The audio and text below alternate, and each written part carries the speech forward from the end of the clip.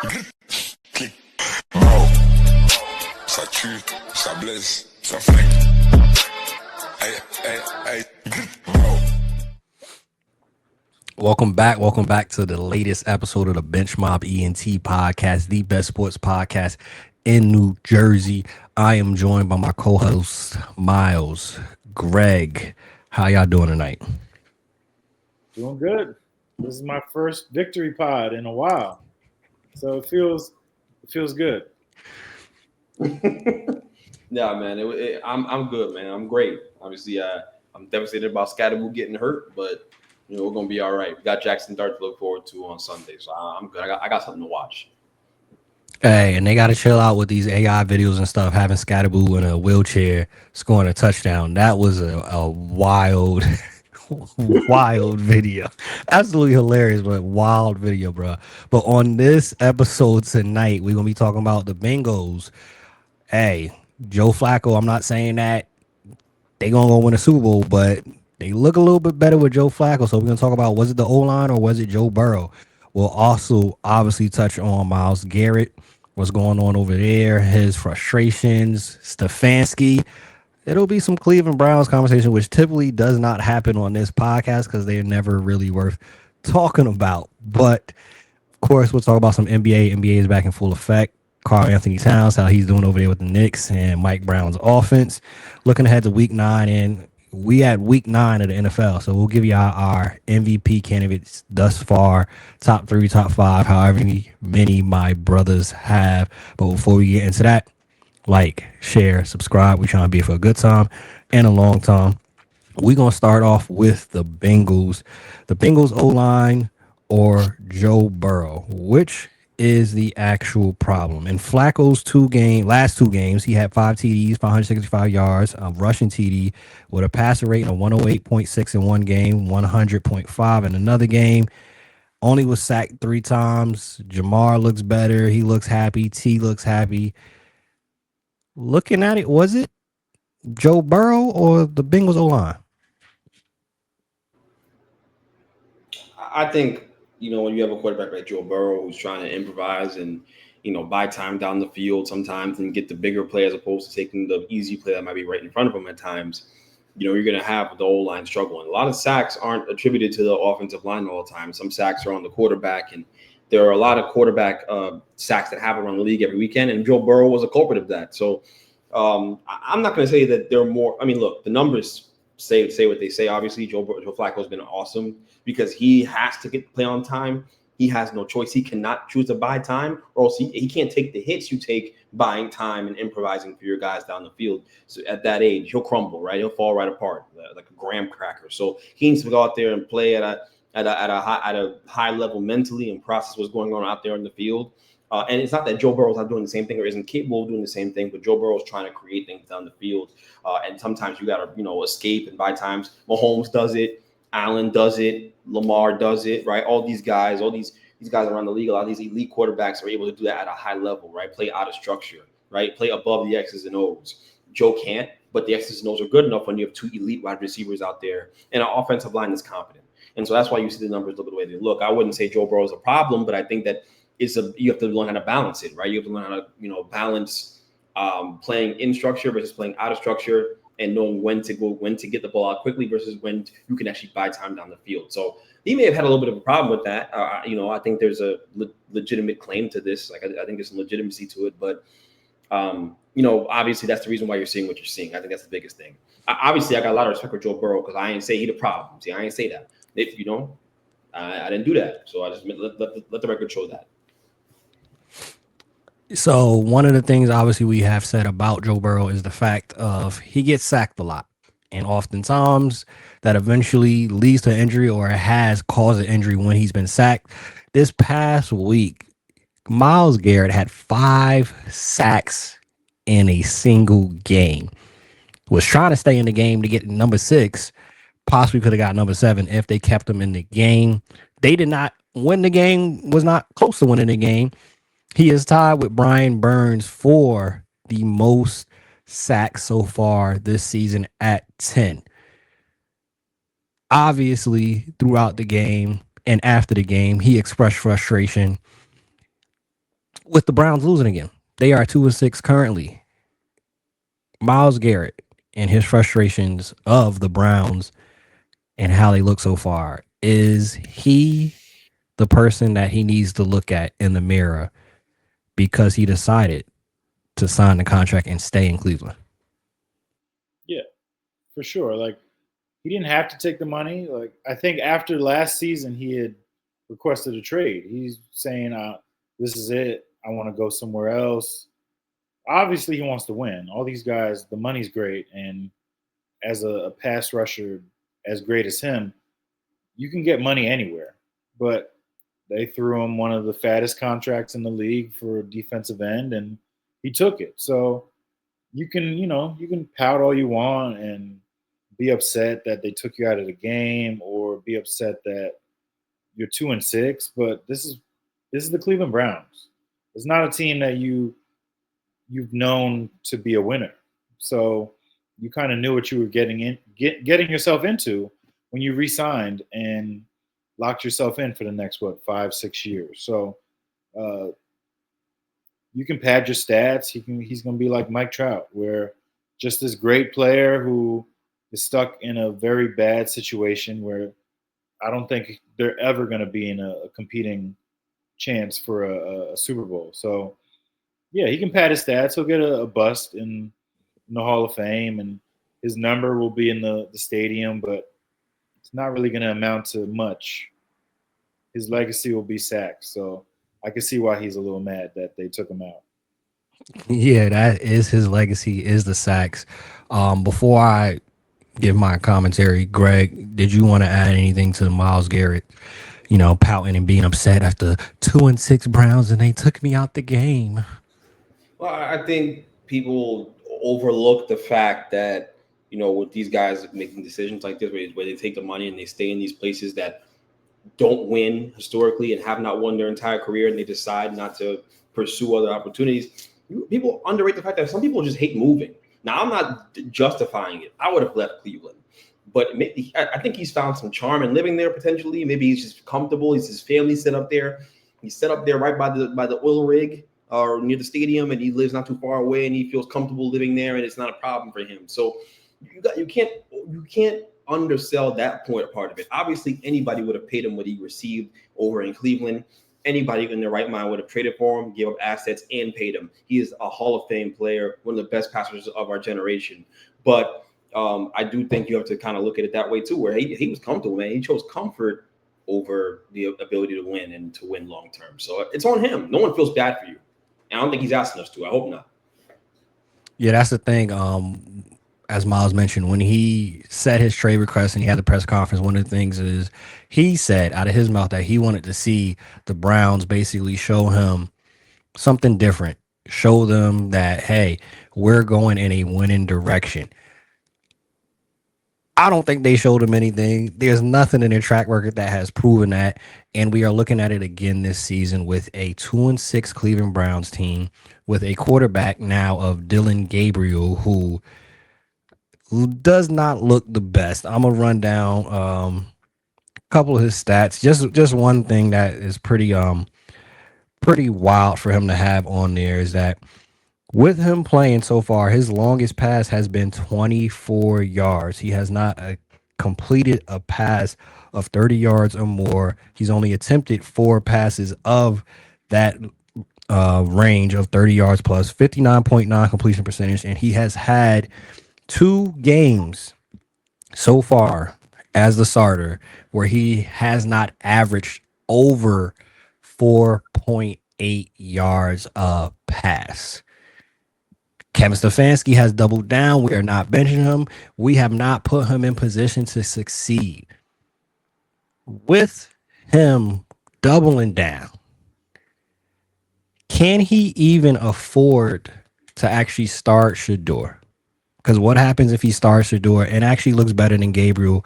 I think that would solidify him getting his job lost. Can he afford to actually start Shedeur? I think his job is already gone. I mean, I think you're just coaching out the year at this point, and I think it's already bad as is. You traded for Deshaun Watson. That didn't work out. He gets hurt. You draft and sign all these quarterbacks that, I mean, Joe Flacco, he looks a lot better in Cincinnati than he did in Cleveland. So there's that. But you benched him for Gabriel, which smart. You got to see what the young guys can do. But, I mean, look at what the Saints are doing. They gave Rattler a chance, and then now they're giving Chuck a chance to show what he can do for an extended period of time. And for you not to do that for Shedeur, which, I mean, of course there's other reasons behind it. Like, it definitely feels personal, and some of the answers to these reporters' questions are funny because you're not really answering the question. You're avoiding the topic because that he doesn't want Shedeur to be the topic of conversation.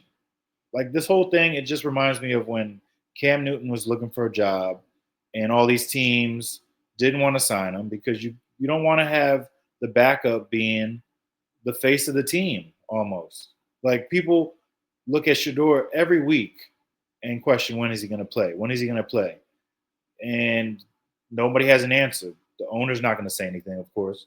He didn't want him here. And the coach, I mean, like you said, if Shedeur goes out there and plays well, ESPN's going to have a field day. All these reporters are going to have a field day, and he's never going to hear the end of it. So this is one way to stop those questions from being asked. But Gabriel's not it. Like, he was cool in Oregon, but it's the NFL. You got to be able to push the ball down the field in this NFL. Like, you can't just throw to the tight ends and expect to be competitive week in and week out. Like, you've got Judy, you've got Isaiah Bond, who was solid at Texas last year. You've got all these receivers that I'm sure if you put Shedeur out there, they'll be juiced to play with him because at least he's going to take chances. He's going to try to push it into windows that Gabriel, I guess, can't see. Just like what Tua said, maybe he's too short. So I don't know. It's not a pretty scenery out there, and it's never been pretty in Cleveland, but it's real ugly right now to be a Cleveland Browns fan, and you're in like QB purgatory right now. Because are you going to draft a quarterback next year? I mean, Deshaun, do you clear him to play later in this year? There's a lot of questions. Maybe that's why they don't want to name Shedeur the starter or whatever. I don't know. But, yeah, Shedeur, it sucks to see this happening. I don't want to say it's like he didn't earn this, but because of his dad and all that stuff, now I feel like people they're feeling really spiteful when it comes to Shedeur. And yeah, Stefanski, he'll be an OC somewhere next year, but I think it's run its course, which is crazy because I don't think he's a bad coach, but he's kind of showing his true colors right now. Can I just say about Dillon Gabriel? Because I think Myles covered that Shedeur aspect really well. Nothing else really to say about it. But from the Dillon Gabriel standpoint, Kevin Stefanski is so full of it. It's ridiculous. He's obviously going to get fired. He's going to get fired for the biggest reason being that the fans have turned on him.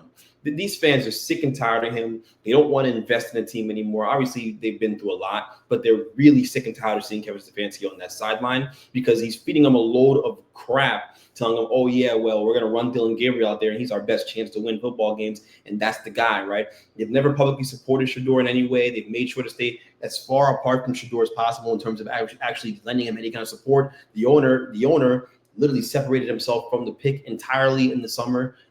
I've never even seen that before. They did that with Shedeur Sanders. Okay, and to do what? To tell us that Dillon Gabriel was the guy who was waiting in the wings when you had Joe Flacco, and you were so confident in doing that you traded Joe Flacco to a division rival and said, no, we're going to start. It's your time now, Dillon Gabriel. We're going to hand you the keys. It was a third round pick. He's a third round pick. He was picked too high in that class. He was picked too high. There was Oregon. He had success at Oregon, sure, but it's college. The guys aren't as athletic as they are on the front line and the defensive line. And history tells you that with short quarterbacks, they're not great athletes who can run and buy time and are fast and are agile side to side. And he's none of those things. You can't see over the line. You can't create throwing lanes. You're not Russell Wilson. You're not Kyler Murray. You're not an aberration. So you're not Fran Tarkenton. It makes no sense for you to be out here for them to draft you. And then there's a whole lefty thing too, where lefty quarterbacks are just a little bit awkward. It is a real thing. But for that to be the reality, of course he's not throwing the ball down the field. He can't see it. He can't play on time. So it's an arrogance on Kevin Stefanski's part, but there's also like this hate for Shedeur that's very real. And I don't think that is you can't deny it when you see the way they talk, when you see them refuse to talk about him. Because what has Dillon Gabriel put on film to make you so sure that you don't want to play Shedeur Sanders?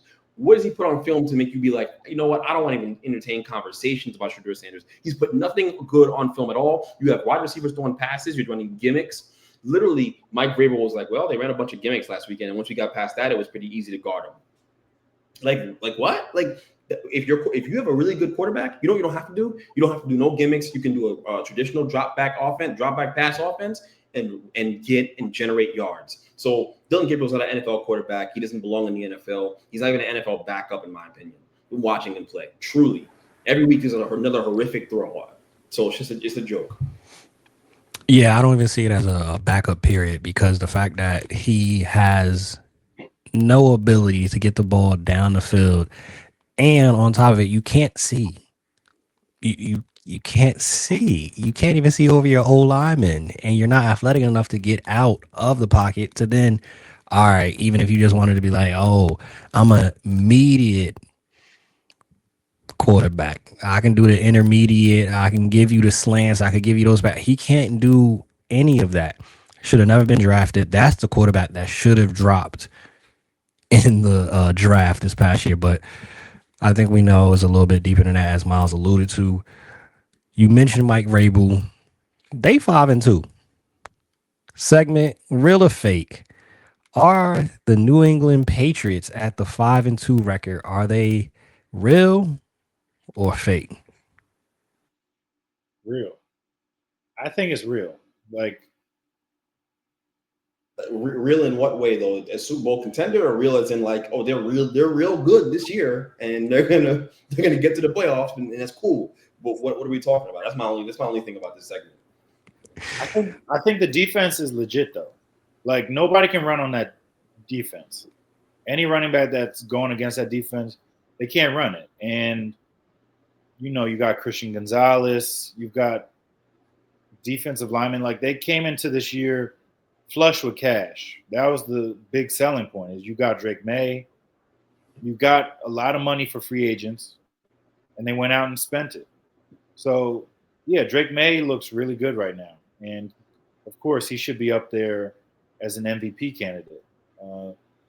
But I still think the Chiefs are one of the favorites to come out of the AFC.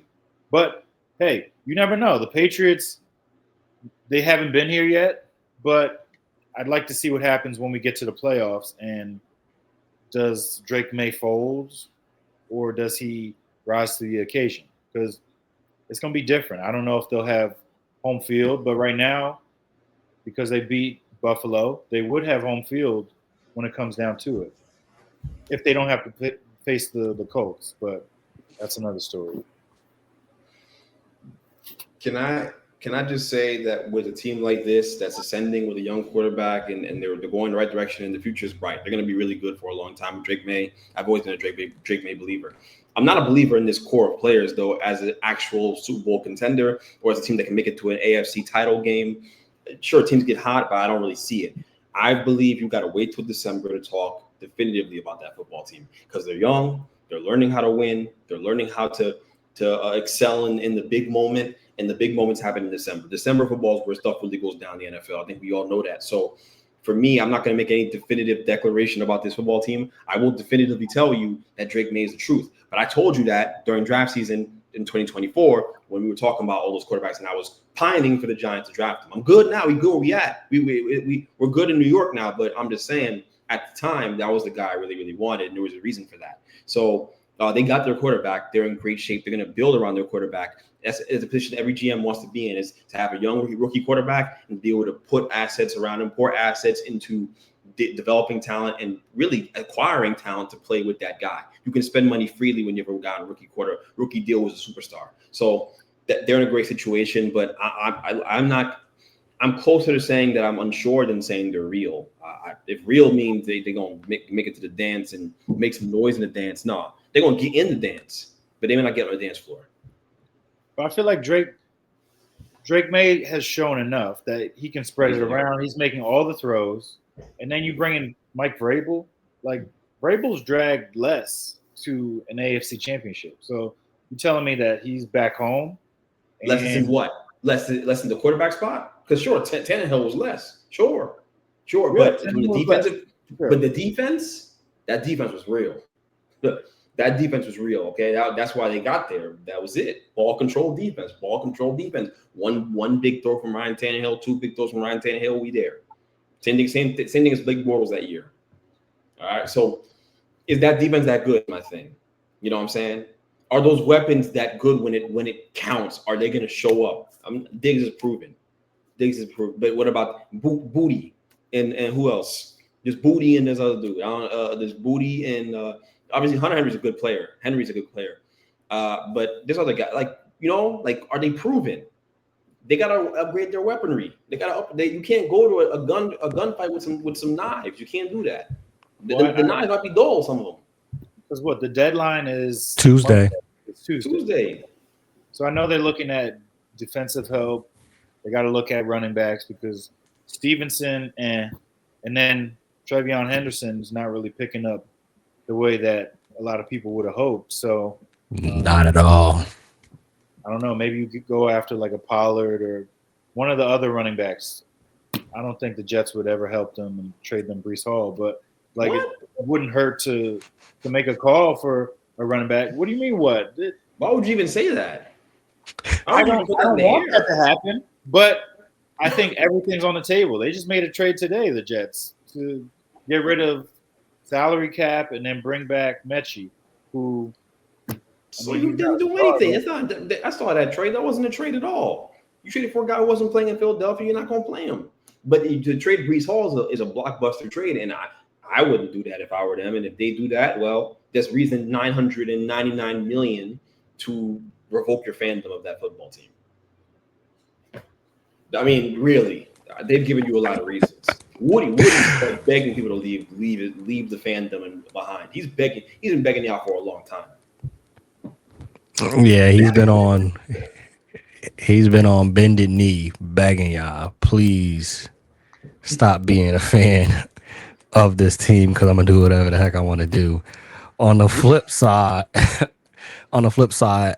Packers, they have a win, and since Michael Parsons has been there, it's kind of been up and down. They've had some games where it hasn't looked good. They haven't put a full 4 quarters together at times. They had that very ugly tie that they ended up having against the Cowboys.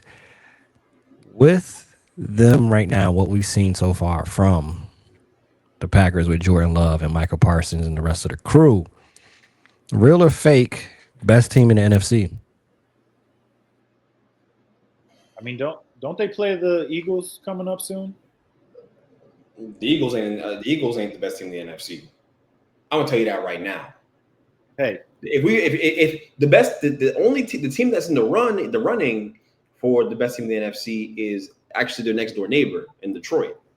That's a team that we can talk about as being one of the best team in the NFC. That's a real, like, they're tested, they're serious. Not that the Eagles aren't tested, but they're it's their time, it feels like, right? With those 2 running backs and Jahmyr Gibbs looking like he's shot out of a cannon on every single rushing attempt he has. And their defense is nasty. It's the defensive improvement that makes them really good. They've always been good offensively. But what Kelvin Shepard's doing with that defense, those guys are physical. They disguise well. They get after you. Aiden Hutchinson is in rare form again after the ACL injury or the knee injury he had.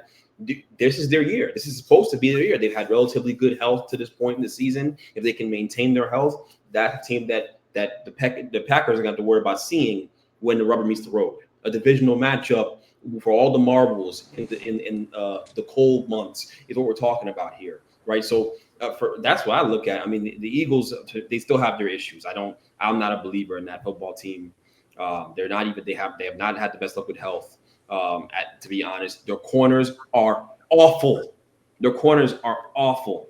They don't have great pass rushers. They're not explosive at any defensive position. They're not. They've downgraded in that regard. So for anyone to be sitting here saying the Eagles are in the running for best team in the NFC, no.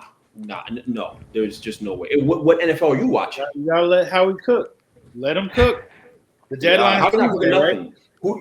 It's Tuesday. The book is out on trade with Howie. If you make a trade with Howie Roseman, you're gonna lose. So if I were you, I wouldn't pick up the phone when Howie Roseman calls you. He always wins the trade. Do not, and that's a fact. They are not going to get the help they've gotten in years past. I'm telling you. Howie's a great GM, but the book is out. Hey, Myles, rank them. Eagles, Lions, Packers, and NFC. I'm gonna say Lions 1, Eagles 2, and Packers 3. The Packers are better than the Eagles, bro. Right now, that Packers team better than the Eagles. That defense is way better. They got some explosion defensively. We are gonna see in 2 weeks. We is right, because you might as well wear an Eagles jersey right now. I might as well put an Eagles what's it called on your head. The mascot. I don't need to do that. Nah, man. Nah, you're an Eagles fan. I'd be forgetting that too, because you're in here like, defending them like you're their lawyer. Okay. I'm not. I'm just trying to be the truthful guy on the podcast, not the I'm lying. What did I say that was wrong, though? I know it's personal, the division rival, but you gotta get rid of that hate. You're trying to throw water on my tank by saying that, bro. I ain't saying nothing wrong about that their corners suck. They're not a very good defensive unit right now. They're not. They're not beating the Giants, beating the brakes off of the Giants with no receivers out there, and with the help of the Zebras. You got the help of those damn referees in that football game as well. That what does that really prove? What does that prove? Win's a win. Like here you go. Who's gonna really care at the end of the day if it's a win or a loss, right? If you win, you get praise. If you lose, you get hate. So, I mean, you talking about December football?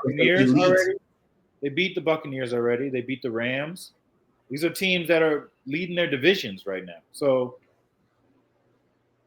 I got to see more out of the Packers.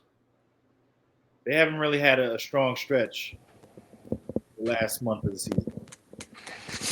I think if they beat the Cowboys as we all expected, I think we would be having a different conversation. But to tie and kind of lay an egg that game when we've seen dang near every team from West Orange to Columbia to Montclair been able to have a great offensive games against that Cowboys defense.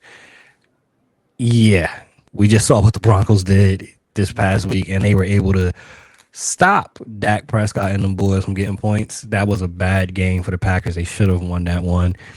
Mentioning Dak, we talked about Pat Mahomes, and he got his weapons back. I want Greg to start off for me.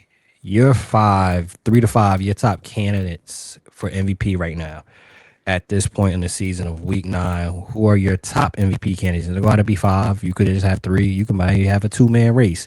Who is it for you? Jonathan Taylor is number 1 for me. What he's doing behind that offensive line and the security he's giving the quarterback and the rest of the offense over there, I think he's been phenomenal. And he's also just had some plays where he's making guys miss. He's on one right now. He's on a heater. So Jonathan Taylor is probably going to have 20-plus touchdowns this year as well, right? You're going to have a year that makes you worthy of being in the conversation. So I'd say he's my number 1 guy at the moment. Following up at number 2, the Baker love is kind of sizzled out a little bit because they went up to Detroit and lost, and that was tough, right? But that's a really good football team. I would still probably have him in the conversation, maybe not at 2, but it's maybe at 3 there. And if I'm going to fill that second spot, you might have 2 MVP candidates on the same team, and Daniel Jones might be in that conversation playing the way he's playing. You can't deny the fact that organization and things turned the minute they inserted him in the lineup as a quarterback. He's a big part of the solution there, so you have to give him his credit, and he's probably got some MVP love is coming. So he's in the conversation as well. I still think Baker's in it. I still do. I think Baker's got a place in the conversation as well.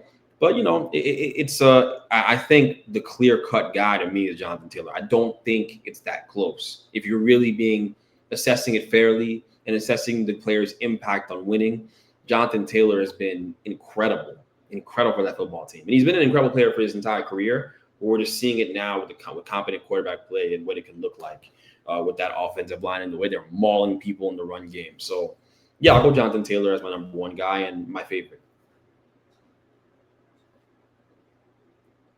I think he's got like 11 touchdowns right now, by the way, Jonathan Taylor. I think he's got like maybe more. I think the last checked. Who's on your list, Myles? Definitely got to put Drake May up there. I mean, what he's doing in year 2. I don't want to say similar to what Jaden Daniels was doing, but like he's elevated this team to a level that we weren't seeing last year when they had Jacoby Brissett out there, or the past few seasons with Mac Jones. So this guy has beaten some really good teams in this league, like beating the Bills the way he did. I mean, that vaulted him right towards the top of the rankings. I mean, the Josh Allen talk is kind of simmered. They're kind of like coasting. They're not really doing much. He's not really having to do too much to win games this year. But Mahomes is creeping up the board right now. Like I think if you don't have him on your list, it's not a good one, because this guy is. That's not shade towards Greg. Like I'm sure Greg would agree. Like Mahomes, I agree with you because he's playing well. Like you get Rashee Rice back, you get Worthy back, you get Kelsey playing 5% better. Like this is exactly what you wanted to see as a Kansas City Chiefs fan after the start that they had. So I think Mahomes is. I don't want to say he's got his mojo back, but he never lost it. Let me say that. He never lost it. It's just the weapons have been kind of bare. And, yeah, you get Rashee Rice back off suspension, and things are clicking right now. And they're winning. That's the main thing. Like, you don't want to say wins are a QB stat, but definitely helps you when it comes to MVPs. Hey, looking ahead to week 9, not many marquee games, I would say, interesting games, just like we saw last week, which we talked about seeing it in person. Wasn't that many good games last week either. A lot of games were done by halftime, third quarter. This week, only really 2 I'm going to touch on. The first one isn't per se a marquee game, but it has some marquee storylines. Bears at the Bengals. The Bengals defense has been sus pretty much the entire season. One of our friends of the show, Chris Johnson, has made it aware of us that the defense has sucked for years. They have been abysmal for years. Is this a game that we can see Caleb Williams have a bounce back game against the Bengals? I mean, I'm losing faith in this guy. I'm kind of losing faith in him. Like he's too up and down right now. There's no consistency. Like at least when Jaden comes out there, like you can tell this is a really good quarterback. Him, great opportunity last week against the Ravens without Lamar, and you throw up 280, which most of those yards were in garbage time, no touchdowns, turnovers. Like that's not telling me that you're a good quarterback. And these are the games you got to win. You're facing a backup. You're facing Joe Flacco. Maybe you're facing Browning. So if you lose to one of those guys, I mean, Ben Johnson's got to be, scratching his head like, should I have waited a year to take the Giants job? Or I don't know. Because, like, Caleb, it doesn't seem like he gets it. Like, this is a good offense. Like, I don't think Ben Johnson is the issue. The QB is the issue. I know it's only year 2, but, yeah, Caleb is an issue for this Bears team with high aspirations this year. For them to just be kind of coasting middling, my bad. I went off on a tangent, but, like, you get what I'm saying. Like, the Bears should be better than they are because the defense isn't terrible. I think they play bad because when there's bad QB play, you're not really feeling energized to make plays out there. You're like, oh, we were just on the field 2 minutes ago. What happened? So There's a good opportunity this week against the Bengals, but yeah, I'd hate to be a Bears fan, and that's me as a Jets fan saying that.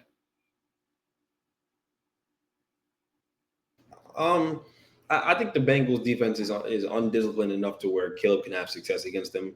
You can't really extrapolate too much from the fact that he'd have success against that defense in terms of making an assessment on Caleb as a long-term answer at quarterback. You can't. I mean, when you watch him play against defenses that know what they're doing, he's missing reads, right? He's just late to realize when defenses are disguising things. His vision of the field is not elite. His arm talent is. He made a throw to DJ Moore in that last game against the Ravens. That was incredible. And he got hit and threw it on a rope like 30 yards, right? So that's what he's surviving on right now in the NFL, is that ability to rip the football into crazy seams that most guys can't actually do, right? You're not physically capable of doing that. But his processing speed isn't the best. And so I have my legitimate concerns about him, obviously. But yeah, he can have success against that defense. The Bengals aren't good. They're not a good defense, and they haven't been in quite some time. And letting go of your coordinator, Lou Anarumo, wasn't the answer. It's a personnel problem. It's a personnel problem.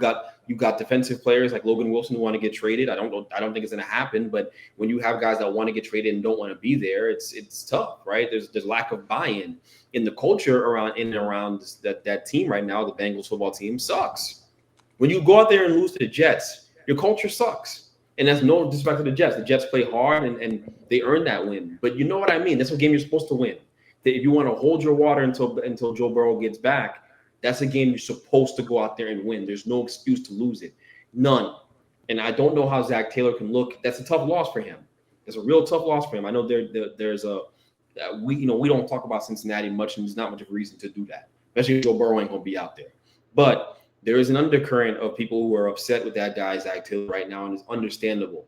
There's a standard that's been set there. Having a quarterback like Joe Burrow be there, when you have a franchise quarterback like him, you expect to have success. You get to a Super Bowl, you lose it, you expect to get back there again throughout the duration of having a player like Joe Burrow in your organization and having two number one wide receivers. And to go out there and have everybody healthy outside of your quarterback, but you have Joe Flacco playing at a high level, and to lose that football game when you're hitting 38 points, I think it was like 38, and you lose the game, that's an embarrassment, especially after you already fired the last defensive coordinator.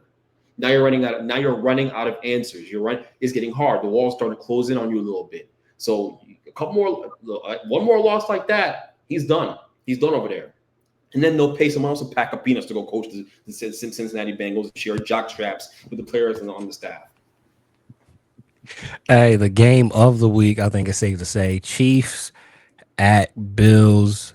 The Bills have beat them before, I believe, in the regular season. It's always the playoffs regarding the Bills, but Bills, Chiefs is 5-3. There, all things is clicking.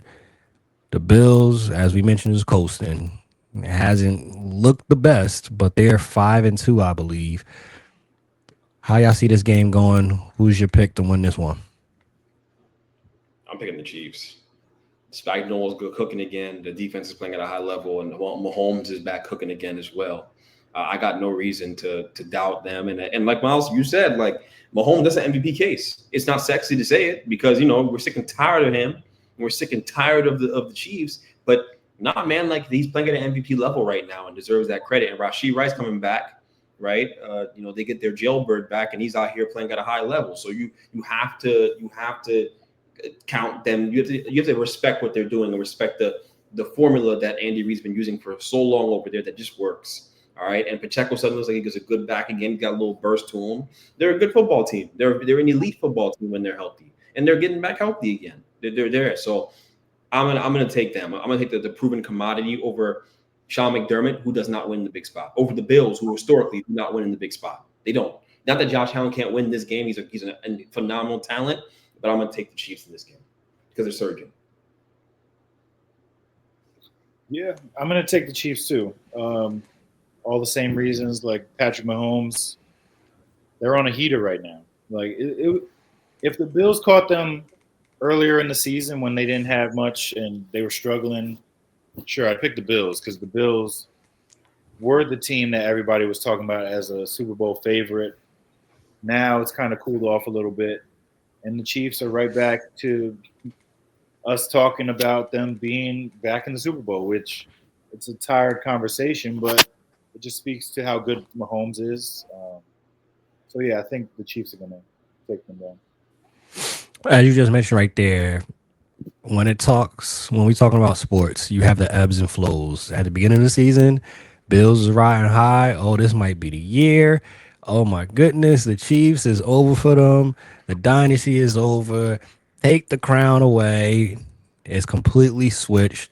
Now we're looking at the Chiefs being the team back to the Super Bowl, the team to beat, Mahomes and MVP conversations.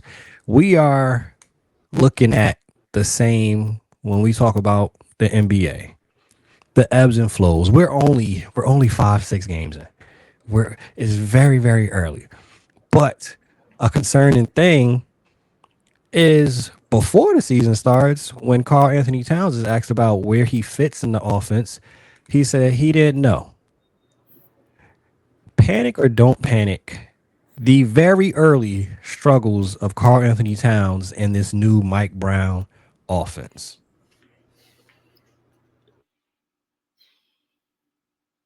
I'd say don't panic only because, like we said, it's early, new head coach.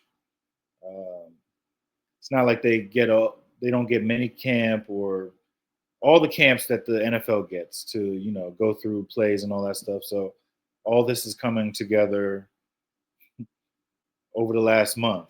So it's going to take time for Cat to figure out where he fits in this offense and for Mike Brown to figure out how to get him going, because they're going to have to get him going. If the Knicks want to make a real push to make a finals run, you got to get Cat going. And I know he's playing a little banged up right now, but I mean, if you're out there, you got to be able to make plays. And right now he's struggling a little bit trying to find his footing. And he's like, am I playing on the wing? Am I playing up top? Am I setting up down low? So it's all going to be like trial and error. Hopefully they do a little more practicing than the Knicks were doing when we had Tibbs.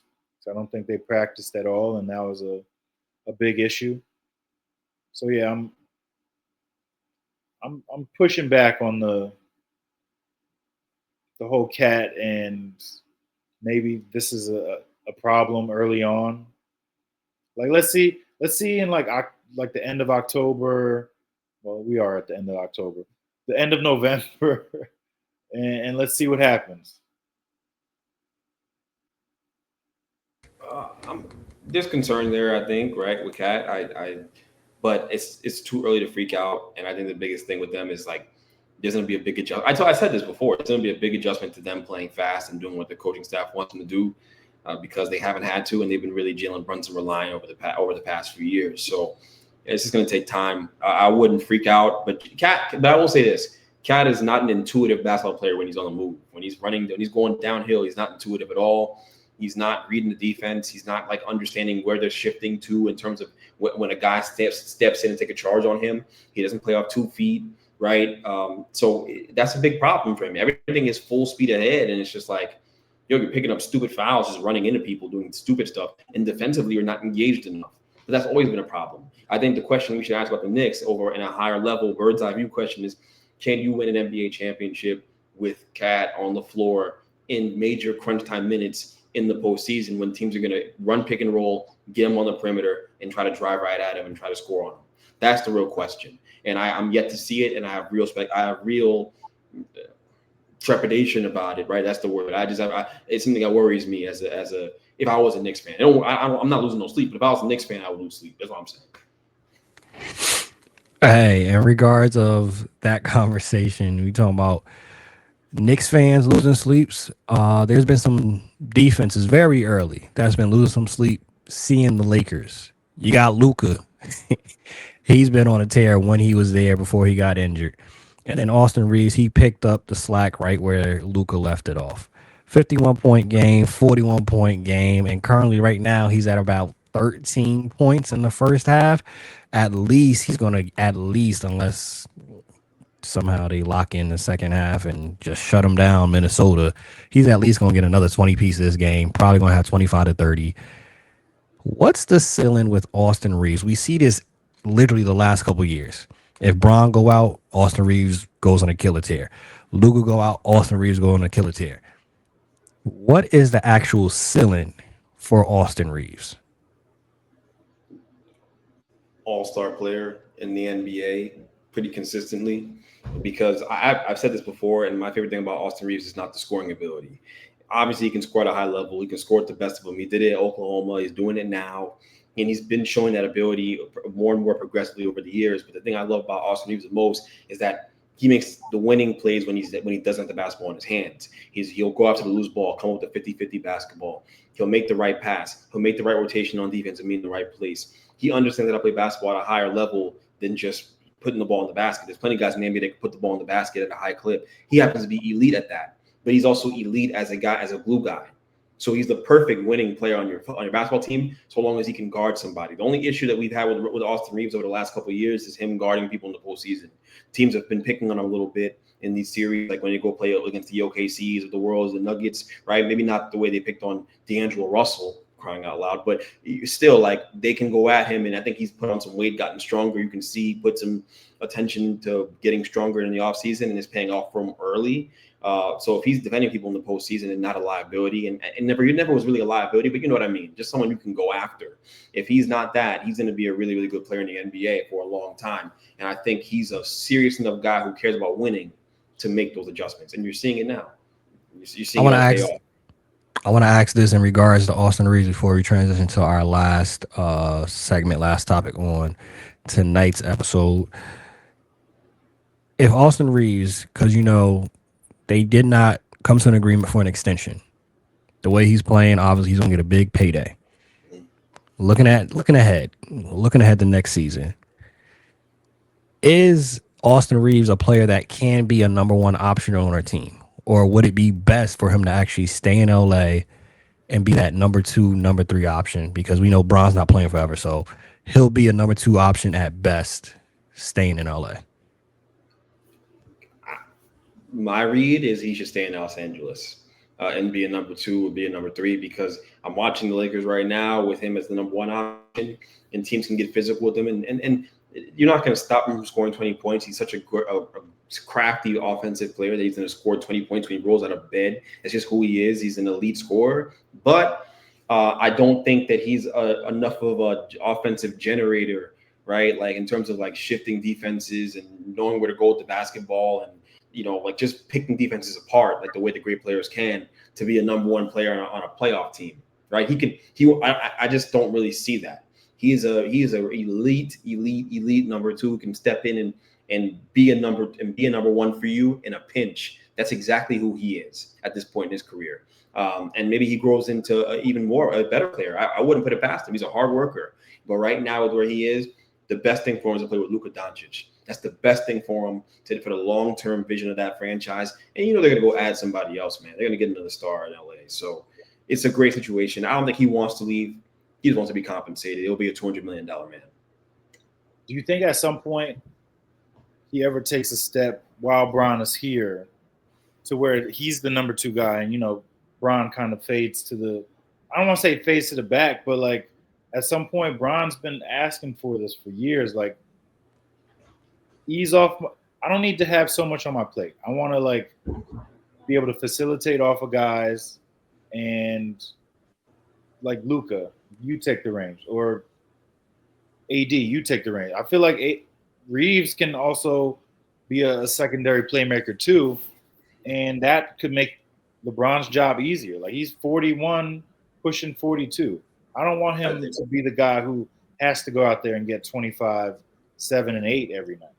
Like, he can get a cool 26 and 6, and that's fine. But like Reaves, I feel like at some point he's gonna have to step up while Bron is here, which he's had these moments when everybody's hurt and he can flex and do his thing because he's the best player on the court for the Lakers when all these guys are hurt.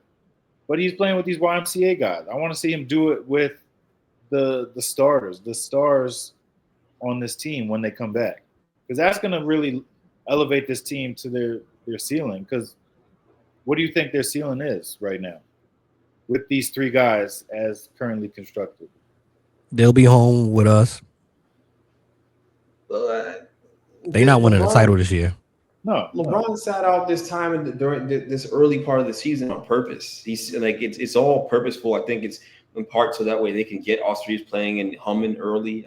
We don't really believe that LeBron's actually injured. I mean, come on. Like, I think he's taking more time because he's in an elderly part of his career right now and needs to make sure he's healthy at the end of the stretch run. But look, Austin Reaves is gonna be empowered to be the number 2 when LeBron gets back. That's what LeBron wants, right? And that was the reason. And that's the reason why AD is not really here anymore. Aside from the fact that Nico Harrison's an idiot, you also got to look at the fact that, man, they didn't. When you look at that, what this team and what they needed from AD, they needed him to be the number 1, and he just wouldn't take that challenge on. They already have a number 1 in Luka Doncic. He's him, top 3 player in the world. Now the Austin Reaves is stepping into his own. He's going to be a gunslinger when LeBron gets back and be really aggressive. And LeBron can pick his spots, and he can kill you at the end of the basketball game, which is what LeBron wants to do. He wants to close, right? And play point guard almost, like pseudo point guard. So I think that's exactly what's going to end up happening when you really look at the situation in its totality. And I think that's why LeBron is sitting out and kind of letting Austin build that confidence. But that I'm not worried about Austin Reaves. He's at least their problem. All right, like Tone said, they're going to be sitting at home with us if they don't make some more moves because they need to add to that roster to get better. And maybe it's a deeper conversation for a different podcast. But the holes in that team are there. I do like Smart, but they just need other guys that can defend and make threes. They just do. They need to go out there and get better on the wings and get more athletic. They can be better there. That's their real issue. Yeah, Jake LaRavia is not moving the needle for me. I actually like him too. He's not bad. It's just he can't defend. When the postseason comes, they're gonna go at you. They're gonna hunt you. You have to get a defender. He can shoot. You got half the deal. You got a guy who can shoot threes, but he can't defend anybody. That's the problem. Like, you need to get guys that can defend. I like Smart. I think Smart is actually pretty damn good for what you're asking him to do, but you need to take care of him. He's been hurt. So he's on PTO right now. There will be a lot of PTO stretches throughout the year for that guy. But you need to go out there and get other players that can defend at a high level. That's why Finney Smith's not here anymore. They're like, oh, damn, like, you don't defend the way you used to back in Dallas. You're not the same player. You're not the same athlete. You guys got to go out there and make moves to supplant this lineup. But, the Lakers' hidden agenda, which is not hidden at all, is that they want to save their money, pool their money together, so that way they can go out there and go get a big superstar for Luka later on. And they'd rather not buy into this year. Crazy. Hey, another thing that's crazy is we talked about this probably 2-3 years ago and predicted that we would see what we're seeing now regarding gambling being involved in professional sports, specifically on the NBA side. At this point, Chauncey Billups, Scary Terry, Damon Jones, Jonte Porter. Are we looking at a situation where this is going to be our new reality, not only in the NBA, but our new reality in sports in general? That every year we're going to hear about some type of gambling scandal, some type of rumor. Is this our new reality, being that all of these pro leagues are in bed and making love to these gambling entities?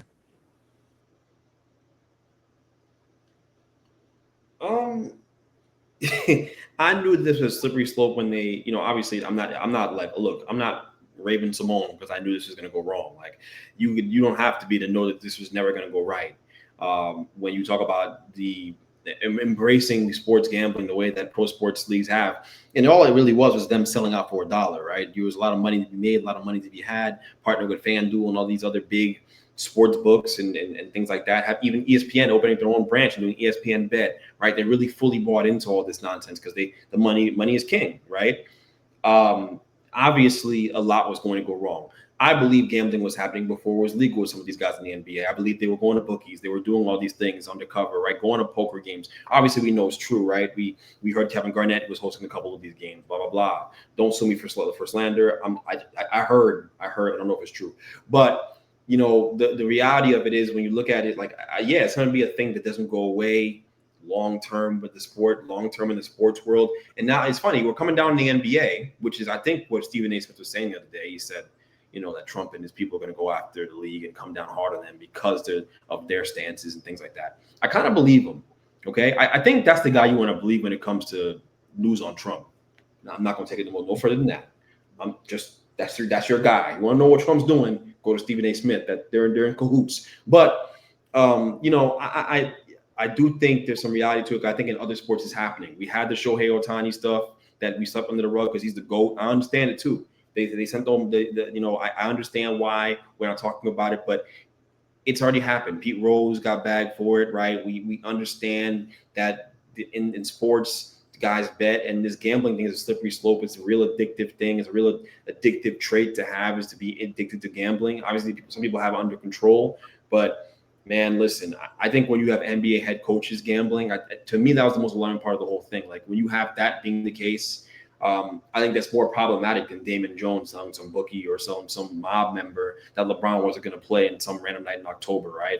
I think it's far more crazy that your coach, your head coach, the guy who's making decisions and can pull guys in and out of games to directly affect the outcome of the game, is out here gambling. Even if he's not gambling in his own team, even if he's not insider trading and giving information on his own team, right? To still be in that much control of an NBA organization and to have your hands dirty is crazy. It's crazy. So I never thought that gambling should have been reintroduced into the sport. I never was a fan of it. I personally don't gamble. That's not me. It's hard to make $1 out here. I just ain't doing it. I'm not playing with you. So don't come to me about no bets. I don't bet. But I just think it's foolish, man. I really do. I think it's gonna get uglier. It's gonna get real ugly with this gambling stuff. We're not done hearing about it. Yeah, I think it's going to get uglier on the aspect too that now college athletes can gamble on, not obviously their own, but they can gamble on pro sports. Yeah. The NIL money that they making, and they're going to be putting some of that money towards the FanDuels. I think it's going to get even nastier. My thing is like, I'll pass this to Myles. Big picture, you're putting your players in harm's way. Yep. And all the leagues have ignored their players who are supposed to be their partners in this, not their employees, but we're partners in this, because without me, y'all not making money. Without y'all getting these TV deals and stuff, we're not making money. So it's a partnership. I'm telling you as your partner, yo, people are threatening my lives over this gambling thing that you brought in. Jaylen Brown has talked about it. They didn't really say nothing to the players about it. They just was like, hey, it's here now. Pray that nothing like that happens, but wouldn't be surprised if something like that happened. The players literally have been expressing for years now. Even before gambling became a thing. Fantasy sports. My league. I had you and you only had 2 points this Sunday. Yeah, but what's your take on it, Myles? And I'd love to hear your input on it too, because I know you dabble in FanDuel here and there, but we know this is not a 1-800 gambling intervention conversation that we need to have now. I always thought it was interesting because, like, before it was legal, only way you could do it is if you go to these, backroom bookies in these bodegas or wherever you could find one, and usually it's only cash that you're paying, and I felt like that was dangerous because you win, you get cash, but if you keep losing and losing, you're gonna owe these people money, and that's where it becomes dangerous. Now you eliminate that, and you've got these online bets and FanDuel and DraftKings, and they've embraced it because there's so much money to be made for the economy, for everybody involved, just off of people betting. Like I'd be curious to see the amount of money spent per day on bets. I mean, it's probably in the billions at this point. And once they introduce player prop bets, that's where it's gotten a little tricky because, the player in the NBA can sort of control that. Like, that's what you saw with Jonte Porter. Like, just take my unders. I'm gonna stink, and maybe they'll chalk it up to, hey, he doesn't have it tonight. But I just made my friend $400,000 or $500,000 because they took my unders. And same thing with Terry Rozier. Terry Rozier was never this bad.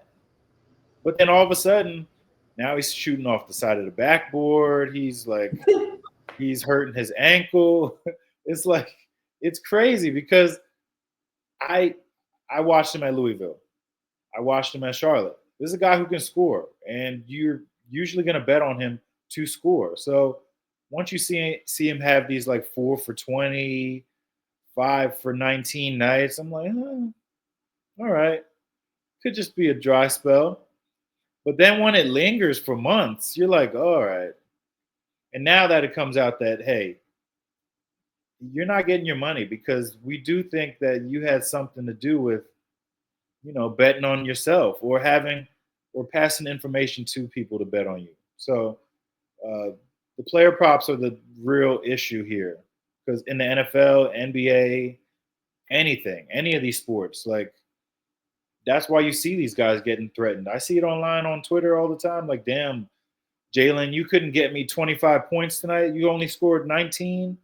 Like, I just lost like $2,000. I'm like, it's an issue that you're betting $2,000 on one person. Like, you should cherish money. Money shouldn't be that available to be lost that quickly. Like, that's not the point of, maybe that's the point of betting. Like, you go to AC, you take out a bunch of money, you bet it, you hope you win, but that's really where it should end. A lot of these guys who bet on sports do this every day, every single day, where like I know people who every single day they'll be like, hey, what's the bet for today? Or what's your lock today? Like, what do you think is a guarantee that's going to hit? Like, this is not a safe space. And I don't know how they'll regulate it. Like, player prop bets are probably the most bet thing that you can do because you're like, all right, it's tougher to choose a team to win because you never know. Like, Giants beat the Eagles a few weeks ago. They were like 10-point underdogs, and they beat them by like 17. It's not guaranteed, but if I take A.J. Brown's unders on this dry spell, I could make some money off of it. So I don't know how they're going to, fix this whole gambling thing. And maybe this shines a light deeper on the situation of we got to regulate these player prop bets. We've got to, do a better job of protecting the players because, yeah, ESPN has their own thing. All you see, the NBA has commercials supporting FanDuel and all that stuff. But the players are the ones that are getting flack if they don't do their job. So maybe the NBA, maybe all these leagues should do their job and protect the players. It's not that hard to see that concept.